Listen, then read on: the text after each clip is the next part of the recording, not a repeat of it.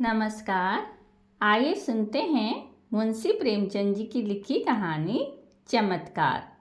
BA पास करने के बाद चंद्रप्रकाश को एक ट्यूशन करने के सिवा कुछ न सूझा। उसकी माता पहले ही मर चुकी थी। इसी साल पिता का भी देहांत हो गया और प्रकाश जीवन के जो मधुर स्वप्न देखा करता था वे सब धूल में मिल गए। पिता ऊंचे ओहदे पर थे। उनकी कोशिश से चंद्रप्रकाश को कोई अच्छी जगह मिलने की पूरी आशा थी, पर वे सब मंसूबे धरे रह गए और अब गुजर बसर के लिए वही 30 रुपये महीने की ट्यूशन रह गई। पिता ने कोई संपत्ति भी न छोड़ी, उल्टे बधू का बोझ और सिर पर लाद दिया और स्त्री भी मिली तो पढ़ी लिखी शौकीन, जवान की तेज, जिसे मोटा खाना और मोटा पहनने से मर जाना कबूल था। चंद्रप्रकाश को 30 रुपये की नौकरी करते शर्म तो आई, लेकिन ठाकुर साहब ने रहने का स्थान देकर उसके आंसू पोंछ दिए। यह मकान ठाकुर साहब के मकान से बिल्कुल मिला हुआ था, पक्का, हवादार, साफ सुथरा और ज़रूरी सामान से लैस। ऐसा मकान 20 रुपये से कम का न मिलता। काम केवल 2 घंटे का। लड़का था तो लगभग उन्हीं की उम्र का, पर बड़ा कुंद जेहन कामचोर। अभी 9वें दर्जे में पढ़ता था। सबसे बड़ी बात यह थी कि ठाकुर और ठकुराइन दोनों प्रकाश का बहुत आदर करते थे, बल्कि उसे लड़का ही समझते थे। वह नौकर नहीं, घर का आदमी था और घर के हर एक मामले में उसकी सलाह ली जाती थी। ठाकुर साहब अंग्रेजी नहीं जानते थे। उनकी समझ में अंग्रेजी दा लौंडा भी उनसे ज़्यादा बुद्धिमान, चतुर और तजुर्बेकार था। संध्या का समय था। प्रकाश ने अपने शिष्य वीरेंद्र को पढ़ाकर छड़ी उठाई तो ठकुराइन ने आकर कहा, अभी न जाओ बेटा, जरा मेरे साथ आओ, तुमसे कुछ सलाह करनी है। प्रकाश ने मन में सोचा, आज कैसी सलाह करनी है, वीरेंद्र के सामने क्यों नहीं कहा। उसे भीतर ले जाकर रमा देवी ने कहा, तुम्हारी क्या सलाह है, बीरू को ब्याह दूं? एक बहुत अच्छे घर से संदेशा आया है। प्रकाश ने मुस्कुराकर कहा, यह तो बीरू बाबू से ही पूछिए। नहीं, मैं तुमसे पूछती हूँ। प्रकाश ने असमंजस में पढ़कर कहा, मैं इस विषय में क्या सलाह दे सकता हूँ। उनका 20वां साल तो है, लेकिन यह समझ लीजिए कि पढ़ना हो चुका। तो अभी न करूँ, यही सलाह है। जैसा आप उचित समझे। मैंने तो दोनों बातें कह दी, तो कर डालूं। मुझे यही डर लगा रहता है कि लड़का कहीं बहक न जाए। मेरे रहते इसकी तो आप चिंता न करें। हाँ, इच्छा हो तो कर डालिए, कोई हरज भी नहीं है। सब तैयारियां तुम्ही को करनी पड़ेंगी, यह समझ लो। तो मैं इनकार कब करता हूँ। रोटी की खैर मनाने वाले शिक्षक युवकों में एक प्रकार की दुविधा होती है जो उन्हें अप्रिय सत्य कहने से रोकती है। प्रकाश में भी यही कमजोरी थी। बात पक्की हो गई और विवाह का सामान होने लगा। ठाकुर साहब उन मनुष्यों में से थे जिन्हें अपने ऊपर विश्वास नहीं होता। उनकी निगाह में प्रकाश की डिग्री उनके 60 साल के अनुभव से कहीं मूल्यवान थी। विवाह का सारा आयोजन प्रकाश के हाथों में था। 10-12 हजार रुपया खर्च करने का अधिकार कुछ कम गौरव की बात न थी। देखते ही देखते फटेहाल युवक जिम्मेदार मैनेजर बन बैठा। कहीं कपड़े वाला उसे सलाम करने आया है, कहीं मोहल्ले का बनिया घेरे हुए है, कहीं गैस और शामियाने वाला खुशामद कर रहा है। वह चाहता तो 200-400 रुपये आसानी से बना लेता, लेकिन इतना नीच न था। फिर उसके साथ क्या दगा करता जिसने सब कुछ उसी पर छोड़ दिया था। पर जिस दिन उसने 5,000 के जेवर खरीदे, उस दिन उसका मन चंचल हो उठा। घर आकर चंपा से बोला, हम तो यहाँ रोटियों के मोहताज हैं और दुनिया में ऐसे आदमी पड़े हुए हैं जो हजारों लाखों रुपये के जेवर बना डालते हैं। ठाकुर साहब ने आज बहू के चढ़ावे के लिए 5,000 के जेवर खरीदे। ऐसी ऐसी चीज़ें कि देखकर आंखें ठंडी हो जाएं। सच कहता हूँ, बात चीज़ों पर तो आंख नहीं ठहरती थी। चंपा ईर्ष्याजनित विराग से बोली, ऊह, हमें क्या करना है? जिन्हें ईश्वर ने दिया हुआ वो पहने। यहाँ तो रोकर मरने ही के लिए पैदा हुए हैं। चंद्र प्रकाश, इन्हीं लोगों की मौज है, न कमाना न धमाना। बाप दादा छोड़ गए हैं, मज़े से खाते और चैन करते हैं। इसी से कहता हूँ ईश्वर बड़ा अन्यायी है।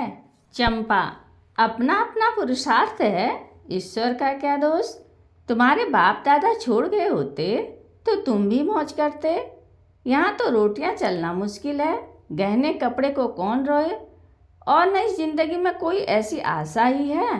कोई गत की साड़ी भी नहीं रही कि किसी भले आदमी के घर जाऊं तो पहन लूं। मैं तो इसी सोच में हूँ कि ठकुराइन के यहाँ ब्याह में कैसे जाऊंगी। सोचती हूँ बीमार पड़ जाती तो जान बचती। यह कहते कहते चंपा की आंखें भर आई। प्रकाश ने तसल्ली दी, साड़ी तुम्हारे लिए लाऊं? अब क्या इतना भी न कर सकूंगा? मुसीबत के यह दिन क्या सदा बने रहेंगे?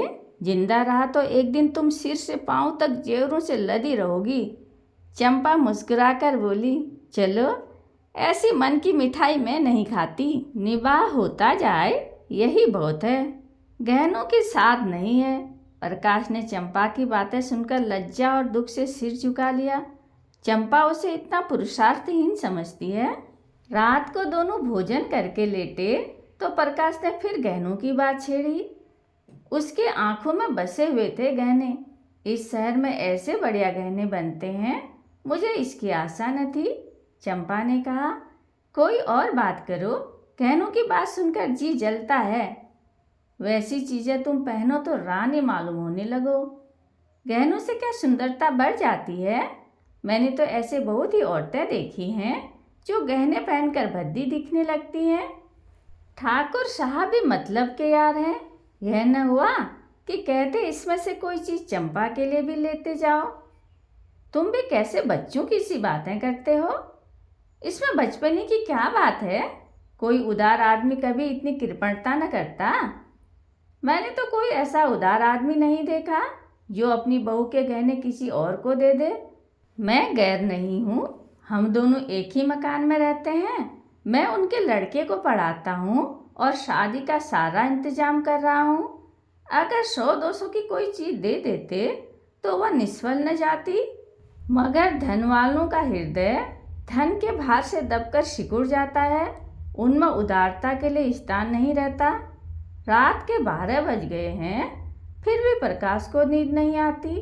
बार बार चमकीले गहने आंखों के सामने आ जाते हैं। कुछ बादल हो आए हैं और बार बार बिजली चमक उठती है। सहसा प्रकाश चारपाई से उठ खड़ा हुआ। उसे चंपा का आभूषणहीन अंग देखकर दया आई। यही तो खाने पहनने की उम्र है और इसी उम्र में इस बेचारी को हर एक चीज़ के लिए तरसना पड़ रहा है। वह दबे पांव कमरे से बाहर निकलकर छत पर आया। ठाकुर साहब की छत इस छत से मिली हुई थी। बीच में एक 5 फीट ऊंची दीवार थी। वह दीवार पर चढ़कर आहिस्ता से ठाकुर साहब की छत पर उतर गया। घर में बिल्कुल सन्नाटा था। उसने सोचा, पहले जीने से उतरकर ठाकुर साहब के कमरे में चलूं। अगर वह जाग गए तो जोर से हंसूंगा और कहूँगा, कैसा चरका दिया, या कह दूंगा, मेरे छत की छत से कोई आदमी इधर आता दिखाई दिया, इसलिए मैं भी उसके पीछे पीछे आया कि कहीं देखूं यह क्या करता है। अगर संदूक की कुंजी मिल गई तो फिर फतह है, किसी को मुझ पर संदेह ही न होगा। सब लोग नौकरों पर संदेह करेंगे, मैं भी कहूँगा, साहब नौकरों की हरकत है, इन्हें छोड़कर और कौन ले जा सकता है। मैं बेदाग बच जाऊँगा। शादी के बाद कोई दूसरा घर लूँगा, फिर धीरे धीरे एक एक चीज़ चंपा को दूंगा जिससे उसे कोई संदेह न हो। फिर भी वह जीने से उतरने लगा तो उसकी छाती धड़क रही थी। धूप निकल आई थी। प्रकाश अभी सो रहा था कि चंपा ने उसे जगाकर कहा, बड़ा गजब हो गया, रात को ठाकुर साहब के यहाँ चोरी हो गई। चोर गहने की संदूकची उठा ले गया। प्रकाश ने पड़े पड़े पूछा, किसी ने पकड़ा नहीं चोर को? किसी को खबर भी हो? वह संदूकची ले गया जिसमें ब्याह के गहने थे? न जाने कैसे कुंजी उड़ा ली और न जाने कैसे उसे मालूम हुआ कि इस संदूक में संदूकची रखी है। नौकरों की कार्यवाही होगी, बाहरी चोर का यह काम नहीं है। नौकर तो उनके तीनों पुराने हैं, नीयत बदलते क्या देर लगती है। आज मौका देखा, उठा ले गए। तुम जाकर जरा उन लोगों को तसल्ली तो दो। ठकुराइन बेचारी रो रही थी, तुम्हारा नाम ले लेकर कहती थी कि बेचारा महीनों इन गहनों के लिए दौड़ा, एक एक चीज अपने सामने जचवाई और चोर दाढ़ीचारों ने उसकी सारी मेहनत पर पानी फेर दिया। प्रकाश चटपट उठ बैठा और घबराता हुआ सा जाकर ठकुराइन से बोला, यह तो बड़ा अनर्थ हो गया माताजी। मुझसे तो अभी अभी चंपा ने कहा। ठाकुर साहब सिर पर हाथ रखे बैठे हुए थे, बोले, कहीं सेंध नहीं, कोई ताला नहीं टूटा, किसी दरवाजे की चूल नहीं उतरी। समझ में नहीं आता चोर आया किधर से। ठकुराइन ने रोकर कहा, मैं तो लुट गई भैया, ब्याह सिर पर खड़ा है, कैसे क्या होगा। भगवान तुमने दौड़ धूप की थी, तब कहीं जाके चीज़ें आई थी, न जाने किस मनहूस शायर से लग्न आया था। प्रकाश ने ठाकुर साहब के कान में कहा, मुझे तो किसी नौकर की शरारत मालूम होती है। ठकुराइन ने विरोध किया, अरे नहीं भैया, नौकरों में कोई ऐसा नहीं, 10-10 हजार रुपये यूं ही ऊपर रखे रहते हैं, कभी एक पाई भी नहीं गई। ठाकुर साहब ने नाक सिकोड़ कर कहा, तुम क्या जानो, आदमी का मन कितना जल्दी बदल जाया करता है। जिसने अब तक चोरी नहीं की वह कभी चोरी नहीं करेगा, यह कोई नहीं कह सकता। मैं पुलिस में रिपोर्ट करूंगा और एक एक नौकर की तलाशी कराऊंगा। कहीं माल उड़ा दिया होगा, जब पुलिस के जूते पड़ेंगे तो आप ही कबूलेंगे। प्रकाश ने पुलिस का घर में आना खतरनाक समझा, कहीं उन्हीं के घर में तलाशी ले ले तो अनर्थ हो जाए। बोले, पुलिस में रिपोर्ट करना और तहकीकात करना व्यर्थ है, पुलिस माल तो न बरामद कर सकेगी, हाँ नौकरों को मारपीट भले ही लेगी, कुछ नज़र भी उसे चाहिए, नहीं तो कोई दूसरा ही स्वांग खड़ा कर देगी। मेरी तो सलाह है कि एक एक नौकर को एकांत में ले जाकर पूछा जाए। ठाकुर साहब ने मुंह बनाकर कहा, तुम भी क्या बच्चों की सी बातें करते हो प्रकाश बाबू, भला चोरी करने वाला अपने आप कबूलेगा। तुम मारपीट भी तो नहीं करते हो। पुलिस में रिपोर्ट करना मुझे भी फिजूल मालूम होता है, माल बरामद होने से रहा, उल्टे महीनों की परेशानी हो जाएगी। प्रकाश, लेकिन कुछ ना कुछ तो करना ही पड़ेगा।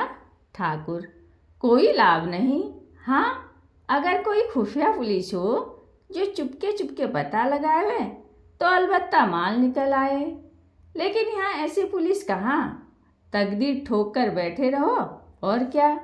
प्रकाश, आप बैठे रहिए, लेकिन मैं बैठने वाला नहीं, मैं इन्हीं नौकरों के सामने चोर का नाम निकलवाऊंगा। ठकुराइन, नौकरों पर मुझे पूरा विश्वास है, किसी का नाम निकल भी आए तो मुझे संदेह ही रहेगा। किसी बाहर के आदमी का काम है, चाहे जिधर से आया हो, पर चोर आया बाहर से, तुम्हारे कोठे से भी तो आ सकता है। ठाकुर, हाँ जरा अपने कोठे पर तो देखो, शायद कुछ निशान मिले। कल दरवाज़ा तो खुला नहीं रह गया। प्रकाश का दिल धड़कने लगा, बोला, मैं तो 10 बजे द्वार बंद कर लेता हूँ, हाँ कोई पहले से मौका पाकर कोठे पर चला गया हो और वहाँ छिपा बैठा रहा हो तो बात दूसरी है। तीनों आदमी छत पर गए तो बीच की मुंडेर पर किसी के पाँव की रगड़ के निशान दिखाई दिए। जहाँ पर प्रकाश का पाँव पड़ा था वहाँ का चूना लग जाने के कारण छत पर पाँव का निशान पड़ गया था। प्रकाश की छत पर जाकर मुंडेर की दूसरी तरफ देखा तो वैसा ही निशान वहाँ भी दिखाई दिए। ठाकुर साहब सिर झुकाए खड़े थे, संकोच के मारे कुछ कह न सकते थे। प्रकाश ने उनके मन की बात खोल दी। इससे तो स्पष्ट होता है कि चोर मेरे ही घर में से आया, अब तो कोई संदेह ही नहीं रहा। ठाकुर साहब ने कहा, हाँ मैं भी यही समझता हूँ, लेकिन इतना पता लग जाने से ही क्या हुआ, माल तो जाना था, सो गया। अब चलो आराम से बैठें, आज रुपयों की कोई फिक्र करनी होगी। प्रकाश, मैं आज ही इस घर को छोड़ दूंगा। ठाकुर, क्यों? इसमें तुम्हारा कोई दोष नहीं प्रकाश। आप कहें, लेकिन मैं समझता हूँ मेरे सिर बड़ा भारी अपराध लग गया। मेरा दरवाज़ा 9-10 बजे तक खुला ही रहता है। चोर ने रास्ता देख लिया। संभव है 2-4 दिन में फिर आ घुसे। घर में अकेली एक औरत सारे घर की निगरानी नहीं कर सकती। इधर वह तो रसोई में बैठी है, उधर कोई आदमी चुपके से ऊपर चढ़ जाए तो जरा भी आहट न मिल सकती। मैं घूम घाम पर कभी 9 बजे आया, कभी 10 बजे, और शादी के दिनों में तो देर होती ही रहेगी। उधर का रास्ता बंद हो जाना चाहिए। मैं तो समझता हूँ कि इस चोरी की सारी जिम्मेदारी मेरे सिर है। ठकुराइन, तुम चले जाओगे भैया, तब तो घर और फाड़ खाएगा। प्रकाश, कुछ भी हो माताजी, मुझे बहुत जल्द घर छोड़ देना ही पड़ेगा। मेरी गफलत से चोरी हुई, उसका मुझे प्रायश्चित करना ही पड़ेगा। प्रकाश चला गया तो ठाकुर ने स्त्री से कहा, बड़ा लायक आदमी है। ठकुराइन, क्या बात है? चोर उधर से आया, यही बात उसे लग गई। कहीं यह चोर को पकड़ पाए तो कच्चा खा जाए, मार डाले। देख लेना, कभी न कभी माल बरामद करेगा। अब इस घर में कदापि नहीं रहेगा, कितना ही समझाओ। किराए के 20 रुपये और दे दूंगा। हम किराया क्यों दें? वह आप ही घर छोड़ रहे हैं, हम तो कुछ नहीं कहते। किराया तो देना ही पड़ेगा।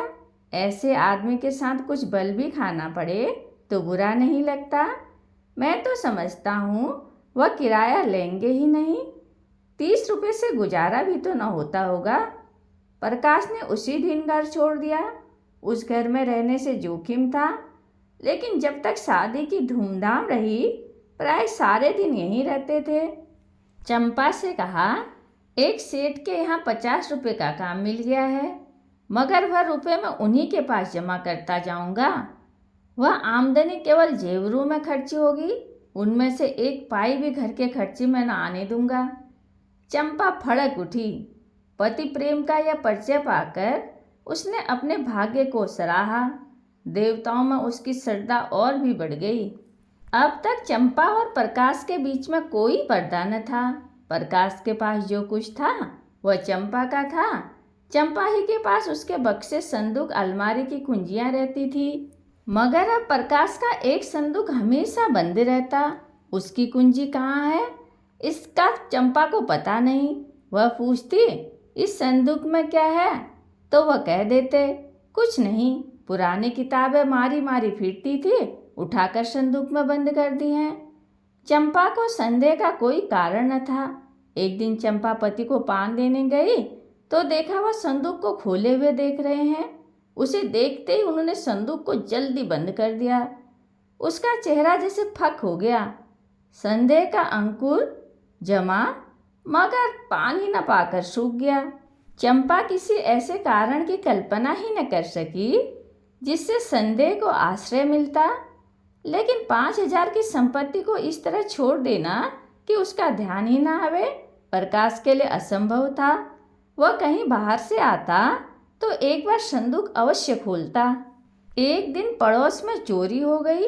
उस दिन से प्रकाश अपने कमरे में ही सोने लगा। आषाढ़ के दिन थे, उमस के मारे दम घुटता था। ऊपर एक साफ सुथरा बरामदा था जो बरसात में सोने के लिए था, पर प्रकाश ने न माना। अकेला घर कैसे छोड़ दे? चंपा ने कहा, चोरी ऐसों के यहाँ नहीं होती। चोर घर में कुछ देखकर ही जान खतरे में डालता है। यहाँ क्या रखा है? प्रकाश ने क्रुद्ध होकर कहा, कुछ नहीं है, बर्तन भाड़े तो हैं ही, गरीब के लिए अपनी हानि ही बहुत है। एक दिन चंपा ने कमरे में झाड़ू लगाया तो संदूक को खिसका कर दूसरी तरफ रख दिया। प्रकाश ने संदूक का स्थान बदला हुआ पाया तो सशंक होकर पूछा, संदूक तुमने हटाया? यह पूछने की कोई बात न थी। झाड़ू लगाते वक्त प्राय चीज़ें इधर उधर खिसक ही जाती हैं। बोली, मैं क्यों हटाने लगी? फिर किसने हटाया? मैं नहीं जानती। घर में तुम रहती हो, जानेगा कौन? अच्छा, अगर मैंने हटा दिया तो इसमें पूछने की क्या बात है? कुछ नहीं, यूं ही पूछता था। मगर जब तक संदूक खोलकर न देख ले, प्रकाश को चैन कहाँ। चंपा ज्यों ही भोजन पकाने लगी, उसने संदूक खोला और आभूषणों को देखने लगा। आज चंपा ने पकौड़ियाँ बनाई थी। पकौड़ियाँ गरम गरम ही मज़ा देती हैं। प्रकाश को पकौड़ियाँ पसंद भी थी। उसने थोड़ी सी पकौड़ियाँ एक तस्तरी में रखी और प्रकाश को देने गई। प्रकाश ने उसको देखते ही संदूक धमके से बंद कर दिया और ताला लगाकर उसे बहलाने के इरादे से बोला, तस्तरी में क्या लाई? अच्छा, पकौड़ियाँ हैं। आज चंपा को संदेह हो गया, संदूक में क्या है यह देखने की उत्सुकता हुई। प्रकाश उसकी कुंजी कहीं छिपा कर रखता था। चंपा किसी तरह कुंजी उड़ाने की सोचने लगी। एक दिन एक बिसाती कुंजियों का गुच्छा बेचने आ निकला। चंपा ने उस ताले की चाबी ली और संदूक खोल डाला। अरे, ये तो आभूषण है। उसने एक एक आभूषण को निकाल कर देखा। ये गहने कहाँ से आए? मुझसे भी इनकी चर्चा न की। सहसा उसके मन में भाव उठा, कहीं ये ठाकुर साहब के गहने तो नहीं हैं? चीज़ें वही हैं जिनका बखान करते रहते थे। उसे अब कोई संदेह न रहा। लेकिन इतना घोर पतन, लज्जा और खेद से उसका सिर झुक गया। उसने तुरंत संदूक बंद कर दिया और चारपाई पर लेटकर सोचने लगी, इनकी हिम्मत पड़ी कैसे? यह दुर्भावना उनके मन में आई ही क्यों? मैंने तो कभी आभूषणों के लिए आग्रह नहीं किया। अगर आग्रह भी करती तो क्या उनका आशय यह होता कि वो चोरी करके लाए? चोरी? आभूषणों के लिए इनका मन क्यों इतना दुर्बल हो गया? उसके जी में आया, इन गहनों को उठा ले और ठकुराइन के चरणों में डाल दे। उनसे कहे, यह मत पूछिए ये गहने मेरे पास कैसे आए। आपकी चीज़ आपके पास आ गई, इसी से संतोष कर लीजिए। लेकिन परिणाम कितना भयंकर होगा। उस दिन से चंपा कुछ उदास रहने लगी। प्रकाश से उसे अब वह प्रेम न रहा, न वह सम्मान भाव। बात बात पर तकरार होती। अभाव में जो परस्पर सद्भाव था अब गायब हो गया। तब एक दूसरे के दिल की बात कहता था, भविष्य के मंसूबे बांधे जाते थे, आपस में सहानुभूति थी। अब दोनों ही दिलगीर रहते। कई कई दिनों तक आपस में बातें नहीं होती। कई महीने गुजर गए। शहर के बैंक में असिस्टेंट मैनेजर की जगह खाली हुई। प्रकाश ने अर्थशास्त्र पढ़ा था, लेकिन शर्त यह थी कि नकद 10,000 की जमानत दाखिल की जाए। इतनी बड़ी रकम कहाँ से आवे? प्रकाश तड़प तड़प कर रह जाता था। एक दिन ठाकुर साहब से इस विषय में बातचीत चली। ठाकुर साहब ने कहा, तुम क्यों नहीं दरख्वास्त भेजते? प्रकाश ने सिर झुकाकर कहा, 10,000 की नकद जमानत मांगते हैं। मेरे पास रुपए कहाँ रखे हैं? अजी, तुम दरख्वास्त तो दो। अगर सारी बातें तय हो जाएं, तो जमानत भी दे दी जाएगी। इसकी चिंता न करो। प्रकाश ने स्तंभित होकर कहा, आप जमानत देंगे? हाँ, यह कौन सी बड़ी बात है? प्रकाश घर चला तो बहुत संजीता था। उसको यह जगह अब अवश्य मिलेगी। लेकिन फिर भी वह प्रसन्न नहीं है। ठाकुर की सरलता, उसका उस पर अटल विश्वास उसे आहत कर रहा है। उनकी शराफत उसके कमीनेपन को कुचल डालती है। उसने घर आकर चंपा को खुशखबरी सुनाई। चंपा ने सुनकर मुंह फेर लिया। एक क्षण के बाद बोली, ठाकुर साहब से तुम्हें जमानत क्यों दिलवाई? प्रकाश ने चिढ़कर कहा, फिर और किससे दिलवाता? यकीन होता कि जगह न मिलती, रोटियां तो मिल ही जाती। रुपये पैसे की बात है, कहीं भूल चूक हो जाए तो तुम्हारे साथ उनके रुपये भी जाएं। यह तुम समझती हो कि भूल चूक होगी? क्या मैं अनाड़ी हूँ? चंपा ने विरक्त मन से कहा, आदमी की नीयत भी तो हमेशा एक सी नहीं रहती। प्रकाश ठसक से रह गया। उसने चंपा को चुभती हुई आंखों से देखा, पर चंपा ने मुंह फेर लिया। वह उसके भावों के विषय में कुछ निश्चय न कर सका। लेकिन ऐसी खुशखबरी सुनकर भी चंपा का उदासीन रहना उसे विकल करने लगा। उसके मन में प्रश्न उठा, इस वाक्य में कहीं आक्षेप तो नहीं छिपा हुआ है? चंपा ने संदूक खोलकर देख तो नहीं लिया? इस प्रश्न का उत्तर पाने के लिए इस समय वह अपनी एक आंख भी भेंट कर सकता था। भोजन करते समय प्रकाश ने चंपा से पूछा, क्या सोचकर कहा था कि आदमी की नीयत तो हमेशा एक सी नहीं रहती, जैसे यह उसके जीवन या मृत्यु का प्रश्न हो। चंपा ने संकट में पड़कर कहा, कुछ नहीं, मैंने दुनिया की बात कही थी। प्रकाश को संतोष न हुआ। क्या जितने आदमी बैंक में हैं उनकी नीयत बदलती रहती है? वह बोला। चंपा ने गला छुड़ाना चाहा। तुम जबान पकड़ते हो। ठाकुर के यहाँ इस शादी ही में तुम अपनी नीयत ठीक नहीं रख सके। 100-200 की चीज़ घर पर रखी ली। प्रकाश के दिल से बोझ उतर गया। मुस्कुराकर बोला, अच्छा, तुम्हारा संकेत उस तरफ था, लेकिन मैंने कमीशन के सिवा एक पाई भी नहीं छुई। और कमीशन लेना तो कोई पाप नहीं है। बड़े बड़े हक्काम खुले खजाने कमीशन लिया करते हैं। चंपा ने तिरस्कार के भाव से कहा, जो आदमी अपने ऊपर इतना विश्वास रखे उसकी आंख बचाकर एक पाई भी लेना मैं पाप समझती हूँ। तुम्हारी सज्जनता तो मैं तब जानती कि तुम कमीशन के रुपए ले जाकर उनके हवाले कर देते। इन 6 महीनों में उन्होंने तुम्हारे साथ क्या क्या सलूक किए, कुछ याद है? मकान खुद छोड़ा, लेकिन वह 20 रुपया महीना देते जाते हैं। इलाके से कोई सौगात आती है तो तुम्हारे यहाँ जरूर भेजते हैं। तुम्हारे पास घड़ी न थी, अपनी घड़ी तुम्हें दे दी। तुम्हारी मेहरी जब नागा करती है, खबर पाते ही अपना नौकर भेज देते हैं। मेरी बीमारी ही में डॉक्टर साहब की फीस उन्होंने दी और दिन में 2 बार हालचाल भी पूछने आया करते थे। यह जमानत ही क्या छोटी बात है? अपने संबंधियों तक की जमानत तो जल्दी कोई करता नहीं। तुम्हारी जमानत के लिए 10,000 रुपये नकद निकाल कर दे दिए। इसे तुम छोटी सी बात समझते हो। आज तुमसे कोई भूल चूक हो जाए तो उनके रुपये जब्त तो हो ही जाएंगे। जो आदमी अपने ऊपर इतनी दया रखे उसके लिए हमें भी तो प्राण देने को तैयार रहना चाहिए। प्रकाश भोजन करके लेटा तो उसकी आत्मा उसे धिक्कार रही थी। दुखते हुए फोड़े में कितना मवाद भरा हुआ है यह उस वक्त मालूम होता है जब नस्तर लगाया जाता है। मन का विकार उस वक्त मालूम होता है जब कोई उसे हमारे सामने खोलकर रख देता है। किसी सामाजिक या राजनीतिक अन्याय का व्यंग चित्र देखकर क्यों हमारे मन को चोट लगती है? इसलिए कि वह चित्र हमारी पशुता को खोलकर हमारे सामने रख देता है। वह जो मनोसागर में बिखरा हुआ पड़ा था, जैसे कि केंद्रीभूत होकर वृहदाकार हो जाता है, तब हमारे मुंह से निकल पड़ता है, उफ़्फो। चंपा के इस तिरस्कार भरे शब्दों ने प्रकाश के मन में ग्लानि उत्पन्न कर दी।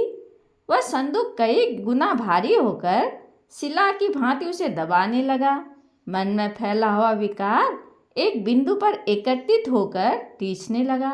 कई दिन बीत गए। प्रकाश को बैंक में जगह मिल गई। इसी उत्सव में उसके यहाँ मेहमानों की दावत है। ठाकुर साहब, उनकी स्त्री वीरू और उनकी नवेली बहू सभी आए हुए हैं। चंपा सेवा सत्कार में लगी हुई है। बाहर 2-4 मित्र गा बजा रहे हैं। भोजन करने के बाद ठाकुर साहब चलने को तैयार हुए। प्रकाश ने कहा, आज आपको यहीं रहना होगा दादा, मैं इस वक्त न जाने दूंगा। चंपा को उनका यह आग्रह बुरा लगा। चारपाइयाँ नहीं हैं, बिछावन नहीं है और न काफ़ी जगह ही है। रात भर उन्हें तकलीफ देने और आप तकलीफ उठाने की कोई ज़रूरत उनकी समझ में न आई। लेकिन प्रकाश आग्रह करता ही रहा, यहाँ तक कि ठाकुर साहब राजी हो गए। 12 बज गए थे। ठाकुर साहब ऊपर सो रहे थे। वीरू और प्रकाश बाहर बरामदे में थे। 3 स्त्रियां अंदर कमरे में थी। प्रकाश जाग रहा था। वीरू के सिरहाने उसकी कुंजियों का गुच्छा पड़ा हुआ था। प्रकाश ने गुच्छा उठा लिया, फिर कमरा खोलकर उसमें से गहनों की संदूकची निकाली और ठाकुर साहब के घर की तरफ चला। कई महीने पहले वह इसी भांति कंपित हृदय के साथ ठाकुर साहब के घर में घुसा था। उसके पांव तब भी इसी तरह थरथरा रहे थे, लेकिन तब कांटा चुभने की वेदना थी, आज कांटा निकालने की। तब ज्वर का चढ़ाव था, उन्माद, ताप और विकलता से भरा हुआ। अब ज्वर का उतार था, शांत और शीतल। तब कदम पीछे हटता था, आज आगे बढ़ रहा था। ठाकुर साहब के घर पहुंचकर उसने बीरू का कमरा खोला और अंदर जाकर ठाकुर साहब के खाट के नीचे संदूकची रख दिया। फिर तुरंत बाहर आकर धीरे से द्वार बंद किया और घर की ओर लौट पड़ा। हनुमान संजीवनी बूटी वाला धवलगिरी उठाए हुए जिस गर्वीले आनंद का अनुभव कर रहे थे, कुछ वैसा ही आनंद प्रकाश को भी हो रहा था। गहनू को अपने घर ले जाते समय उसके प्राण सूखे हुए थे, मानो किसी अथाह खाई में गिरा जा रहा हो। आज संदूकची को लौटाकर उसे मालूम हो रहा था जैसे वह किसी विमान में बैठा हुआ आकाश की ओर उड़ा जा रहा है, ऊपर ऊपर और ऊपर। वह घर पहुंचा तो बीरू सोया हुआ था, कुंजी उसके सिरहाने रख दी। ठाकुर साहब प्रातःकाल चले गए। प्रकाश संध्या समय पढ़ाने जाया करता था, आज अधीर होकर तीसरे ही पहर जा पहुंचा। देखना चाहता था वहां आज क्या गुल खिल रहे हैं। वीरेंद्र ने उसे देखते ही खुश होकर कहा, बाबूजी, कल आपके यहाँ की दावत बड़ी मुबारक थी। जो गहने चोरी हो गए थे सब मिल गए। ठाकुर साहब भी आ गए और बोले, बड़ी मुबारक दावत थी तुम्हारी। पूरा का पूरा संदूक का संदूक मिल गया, एक चीज़ भी नहीं छुई, जैसे केवल रखने के लिए ले गया हो। प्रकाश को इन बातों पर कैसे विश्वास आए जब तक वह अपनी आंखों से संदूक देख न ले। कहीं ऐसा भी हो सकता है कि चोरी गया माल 6 महीने के बाद वापस मिल जाए। संदूक को देखकर उसने गंभीर भाव से कहा, बड़े आश्चर्य की बात है, मेरी बुद्धि तो कुछ काम नहीं करती। ठाकुर, किसी की बुद्धि कुछ काम नहीं करती भाई, तुम्हारी ही क्यों। बीरू की माँ कहती है कोई देवी घटना है। आज मुझे भी देवताओं में श्रद्धा हो गई। प्रकाश, अगर आंखें देखी बात न होती तो मुझे तो कभी विश्वास न आता। ठाकुर, आज इसी खुशी में हमारे यहाँ दावत होगी। प्रकाश, आपने कोई अनुष्ठान तो नहीं कराया था। ठाकुर, अनुष्ठान तो बीशू ही कराए। प्रकाश, तो बस यह अनुष्ठान की ही करामात है। घर लौटकर प्रकाश ने चंपा को यह खबर सुनाई तो वह दौड़कर गले से चिपट गई और न जाने क्यों रोने लगी, जैसे उसका बिछड़ा हुआ पति बहुत दिनों के बाद घर आ गया हो। प्रकाश ने कहा, आज उनके यहाँ हमारी दावत है, मैं कल 1000 कंगलू को भोजन कराऊंगी। तुम तो सैकड़ों का खर्चे बतला रही हो।